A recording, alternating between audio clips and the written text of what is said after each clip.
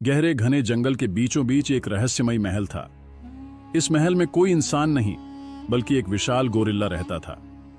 लेकिन अजीब बात यह थी कि वह गोरिल्ला इंसानों की तरह व्यवहार करता था, जैसे कोई राजकुमार हो। एक दिन एक खूबसूरत लड़की सिया जंगल में रास्ता भटक गई। शाम ढल चुकी थी और अंधेरा हर तरफ गिरने लगा।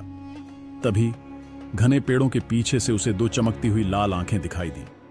डर के मारे सिया कांपने लगी। तभी एक भारी भरकम पर नरम आवाज सिया चौंक गई।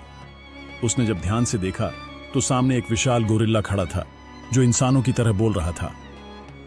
वह डर और हैरानी के बीच झूल रही थी, लेकिन गोरिल्ला ने उसे बारिश से बचाने के लिए अपने विशाल हाथों से छतरी बना दी।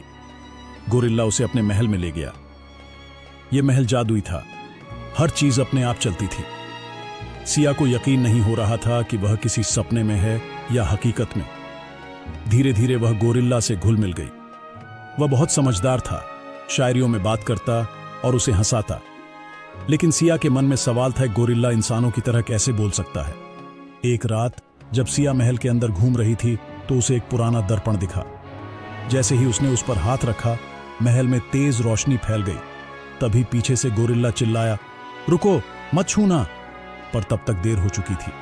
सिया ने जो देखा उससे उसकी आंखें फटी रह गईं। दर्पण में गोरिल्ला का अक्स बदलकर एक हैंडसम राजकुमार में बदल चुका था। गोरिल्ला दुखी स्वर में बोला, मैं असल में इस राज्य का राजकुमार आरव हूं। मुझ पर एक दुष्ट जादूगरनी का श्राप है जिसने मुझे गोरिल्ला बना दिया, और जब तक कोई सच्चे दिल से मुझसे प्रेम नहीं करेगा मैं दोबारा इंसान नहीं बन सकता। सिया की आंखों में आंसू आ गए। उसने महसूस किया कि वह इस गोरिल्ला से दिल से जुड़ चुकी थी। सिया ने बिना किसी डर के गोरिल्ला का हाथ पकड़ लिया और कहा, तुम जैसे भी हो मुझे फर्क नहीं पड़ता, मेरा दिल तुम्हारे साथ है। जैसे ही सिया ने यह कहा, पूरा महल सुनहरे प्रकाश से भर गया। गोरिल्ला की चीख गूंजने लगी और देखते ही देखते वह फिर से इंसान बन गया, एक सुंदर राजकुमार। लेकिन तभी एक डरावनी हंसी गूंजी। हा हा हा, तुमने सोचा कि श्राप इतना आसान था। दुष्ट जादूगरनी सामने आ चुकी थी। उसने कहा, अगर तुम दोनों साथ रहना चाहते हो तो तुम्हें इस जंगल को हमेशा के लिए छोड़ना होगा।